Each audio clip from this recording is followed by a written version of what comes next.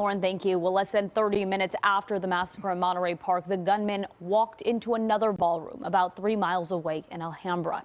Security video shows the shooter come in carrying a large gun. Seconds later, Brandon Tsay charged that gunman. You see him here. The two began a life and death struggle for control over the weapon. Tsay eventually got a hold of that gun, likely preventing another massacre. Our Nicole Comstock live in Alhambra tonight with this humble hero story. Nicole. Well, tonight, that humble young man told us that he is trying to recover from this mentally, not only from his encounter with the suspect right inside the lobby here, but from losing people, from having people seriously hurt who he knows. He says the last 2 days have been overwhelming.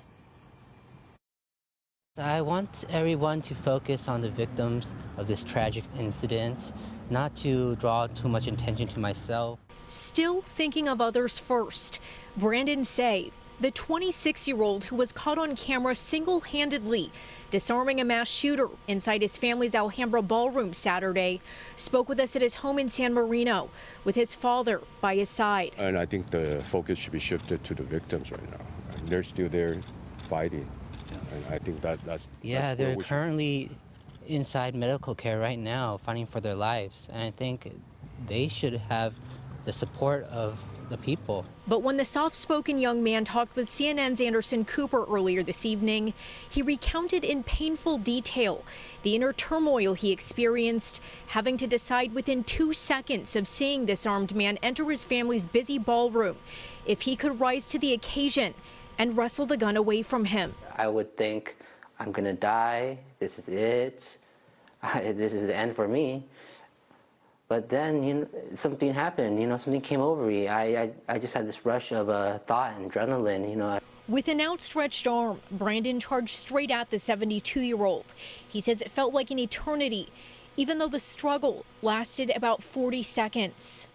He hit me several times in the face, behind my head. But at the same time, I was trying to divert the weapon away from me, away from the ballroom, and down onto ground in case he did fire. Brandon says he yelled at the suspect once he had the gun, and he eventually left.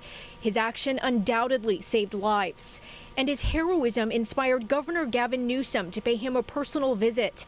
He tweeted this photo in the Tsay living room with the caption, "This is what a hero looks like." Here's a humble young man who did something heroic, saved lives and put his life at risk without hesitation.